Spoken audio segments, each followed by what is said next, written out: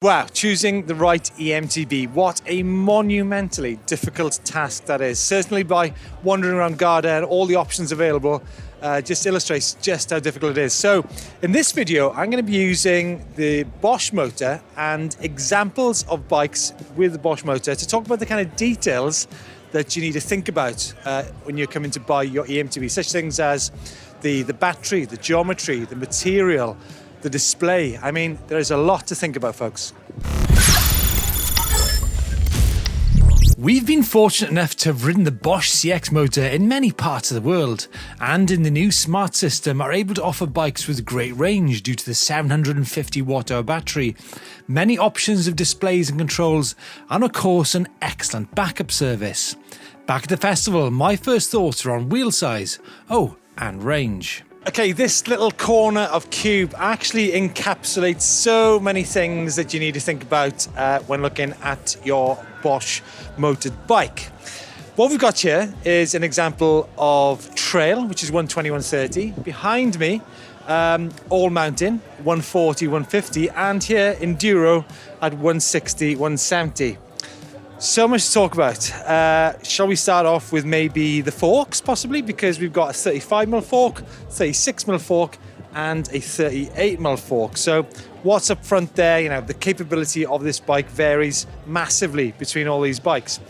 But the interesting thing, actually, is when we went to Northwest Scotland, I actually rode the Cube Action Team 160, 170, because this bike has got 27.5 wheels, whereas the 140, the hybrid wood 40, has got 29-inch wheels. And I actually preferred riding that bike in Northwest Scotland because the type of terrain there was lots of loose rocks, and the rollover on the bigger wheel was actually better in that type of environment. So my suggestion is, if you're doing kind of all-round sort of trail or mountain riding, that is actually a great choice. So that's an example that just because a bike has got less travel doesn't mean to say that it's less capable.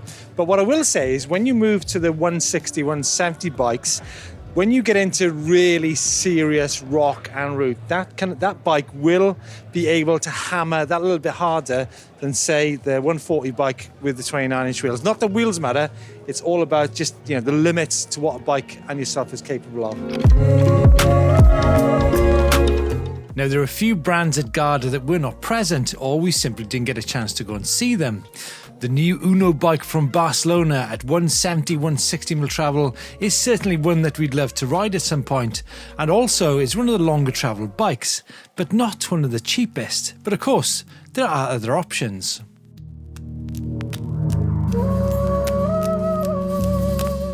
Now, 170mm travel is in the kind of enduro, super enduro bracket, and that kind of travel means it's up for some serious trouble out in the hills. Big rocks, roots, downhill tracks, you name it. It's a seriously capable bike. But what you need to bear in mind if you're choosing, you know, if a 170 bike is for you, such things as the fork, because this is the all-new Rad-On Deft, and this particular model here, which I think is the middle version, comes with a Fox 36 fork, whereas the top-end bike comes with a 38. Does it matter? It kind of does, and it kind of doesn't. I think it depends on just how much trouble you intend doing on the bike. And the other thing to bear in mind as well is the fact of the display. Now, Bosch come with a range of different displays for their bikes. This particular version just comes with a controller and no display, whereas the top-end bike comes with the display on the stem there. So a couple of things to bear in mind there if you're just choosing a 170 bike. One other thing to bear in mind when we're talking about materials actually is it's not just simply a case of the frame being carbon or aluminium. Most of the time you will get bikes which have got a carbon front end and actually an aluminium swinging arm. The swinging arm is made up of the seat stay and also the chain stay. So as you can imagine, this kind of area might be prone to rock strike. So I don't know, it's a difficult one, but like I said, you will see many bikes with that combination on them. One other thing to bear in mind particularly on a kind of 170 or a 200mm bike is actually whether there's a coil or an air shock on there. Does it matter? Well, it kind of does and it doesn't. But what you need to bear in mind is if you're going to be riding the bike without a backpack or anything in it, then you probably will need to have a different suspension setup for every time you ride. So it's actually easier to change the suspension settings on an air shock than it is on a coil shock, because you will need different springs to do that.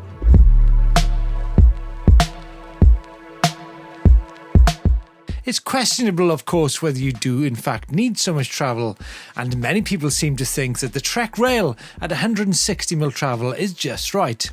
It was also an opportunity for me to talk geometry and sizing. Wow, it's so mental here in Garda. We're getting to that time of day where the beers are getting rolled out and it's getting a bit kind of noisy. But yeah, time to talk maybe about 150mm travel bikes. Now, this is the Trek rail. It's actually 150 and a 164, but I think this amount of travel, this is sort of all mountain territory. That's the kind of breed that the mountain bike industry talks about. It's great. It's a great all-round amount of travel. It's good for descending, still super capable on the climbing. But related to that is actually the geometry numbers. Pointless having a 150 bike if you've got the wrong geometry. Now, if you were to ask me what my favorite geo figures are, regardless of the bike, I would say this is actually a good example. We're looking at, I think, 450 chainstay, 345 bottom bracket, a reach on, say, a size large of around about 485, 76 seat tube angle, because seat tube angle is important for the climbing. You need to have it quite relatively steep so it pushes more pressure onto the front tyre, and possibly a 64-65 head tube angle.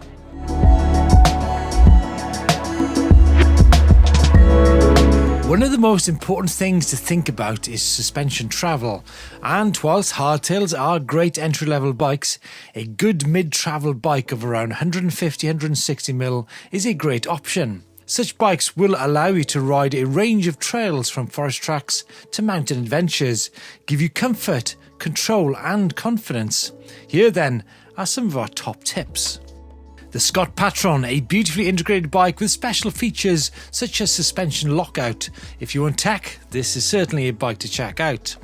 The Orbea Wild FS from Portugal, offering you custom paint and componentry. And then the Nikolai, one of the few bikes to offer belt drive. But more than this, if you're super tall or want something custom, here is a brand to go to for sure. Focus have two key bikes to bear in mind, the 150mm Jam or the 170mm Sam, both on 29-inch wheels. Now, when it comes to going fast, the Lapierre Overvolt is the most successful EMTB race bike ever. It features a battery mounted on top of the motor for excellent weight distribution. Certainly unique. And Bulls, of course, have a monster range of Bosch-equipped bikes, as we saw at Eurobike last year. The battery, does it matter? Yes, it does, the battery capacity, but also the way it's mounted, because if you're taking your bike on holiday and say you're staying in a hotel, it is much easier to put, say, the bike in the basement and take the battery out and take it up to your room to charge than taking the bike upstairs. I mean, some hotels won't let you do that. So the way it dismounts is actually quite important. On this Canada material here, you simply undo the clip there and it pops out the front. But there's lots of other options of dismounting, as we'll see today.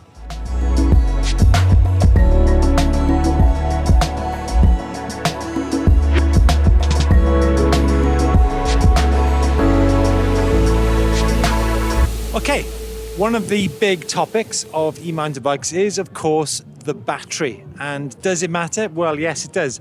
Particularly if you're a heavier rider, or indeed if you want to do some big rides. So this is the Simplon. This is the Steamer. And the great thing about this bike, you can actually have the 625 watt-hour battery in the down tube, but you can actually bolt on an extra 500 onto the top of the down tube there, which gives you an incredible amount of range. Now, obviously, if you're a lighter rider, say you can have 50 or 60 kilos, then you probably won't need to have massive batteries on your bike. But yeah, let's face it, more juice in the tank, the better, right? Now here's one. I'm going to actually put Stefan Schlee on the spot. Stefan, question for you. How do you choose the best mountain bike with a Bosch motor? that's kind of like simple, because I'm a trials rider. I want to have an agility feeling when I'm on my bicycle. That means it must have the right size, the right weight, and of course the Bosch motor, the Performance Line CX smart system, like I have in my Mondraker bike, which you can see right there. It was suffering a lot already today in the EMTB challenge. Actually, I just saw in the results I'm 15th, but the reason why I could be that far in the front is just my lightweight Mondraker bicycle. And also not just the agility of your Mondraker, but the agility of yourself, right? Were you feeling agile today? I was feeling super agile today. I don't know why. No, it's because I went to bed actually at 10 o'clock without any beer. So I was feeling like a fresh frog in the morning, jumping around. So I think Stefan's message is not just about the bike, it's about how you can handle the bike as well. Thanks, Stefan. You're welcome. On the subject of Mondraker, well, the Crafty is a great example of another 150mm travel EMTB with the added benefit of electronic suspension technology. They even do a 170mm version in the Level RR. And of course, if you want to see one in action, check out our cliff climb with Bosch ambassador Stefan Schlee. Now, obviously, one of the key things about buying an e-mounted bike is how it looks. Now, I can't actually comment. Everyone has different ideas on this, but what I can tell you is that several times over the past year, the guys behind the lens have actually said that this is one of the finest looking EMTBs on the market. So while we're here with the Flyer Uprock 6, I'll tell you it's a Bosch Smart System bike, 170mm travel, 750 watt-hour battery. Now, one other thing to think about when buying your EMTB is actually the componentry that's fitted to it. Obviously, the different component specs is reflected in the price of the bike. So this bike has got the electronic SRAM system, SRAM access shifting on it.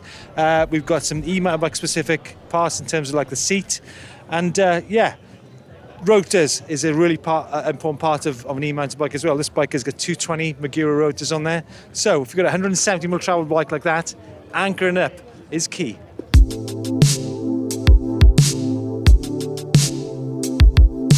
Okay, so frame material, does it matter? What we got then, folks? Well, we've got carbon or aluminium, and of course some bikes come with a mix of both. Does it matter? Yes, but what you need to understand is, do the engineers and designers know what they're doing? I mean, the integrity of the construction is probably more important than actually the material itself. Now, for example, Trek, they've been in the carbon business for, crikey, I don't know, 25 years or more, so they actually know how to work the material, and they've also got their own kind of patents out in the manufacturing process. So I think when it comes to materials, it's all about the flex and stiffness balance, which you might have heard me talk about many times. How do you know if it's got good flex and stiffness? Well, the bike needs to be comfortable. If the bike is too stiff, then it'll actually become there'll be a lot of fatigue in the ride when you're riding it. So if you're looking at a full carbon, too stiff carbon frame with carbon wheels, then some of those can sometimes be a little bit harsh. However, you can still have the same feeling on an aluminium frame if it's constructed in that way too. So it's a complicated story when it comes down to materials, for sure. So there you go, a selection of Bosch bikes, including ones with the smart system, which comprises the e-bike flow app, control display, and 750 watt-hour battery. And in terms of the drive unit, the Bosch CX motor has 4 modes. The motor outputs can be adjusted. It's quite compact, has great features such as EMTB mode, a kind of automatic mode for e-bikes, and of course extended boost, which allows you to tackle super technical climbs. But remember, there are still older system bikes equally as capable. Okay, so we talked earlier about the all-new smart system with Bosch, and obviously part of that is the 750 watt-hour battery, but there's still bikes out there with older system with smaller capacity batteries. So wait for this guy to walk past. This has got a 625 watt-hour battery, and I think one of the big differences is actually the availability of the types of display for those bikes. Also, there's the e-bike flow app. We'll talk about that a bit later. So what we've got here, we've got the Corotech, and now this is an example of a 180mm travel Bosch equipped bike, and 29, 27.5 wheels, coil shock. Now this is the kind of travel bike, which Chris uses a lot, like I mentioned previously. It's a good bike park bike. It's a great bike for downhill. So, like similar to the Radon bike without travel, you need to have some serious intentions. Great, isn't it? Wow, guys, I'm exhausted after all that. But lots of detail to think about there. And please let us know your thoughts, any comments you've got, any questions.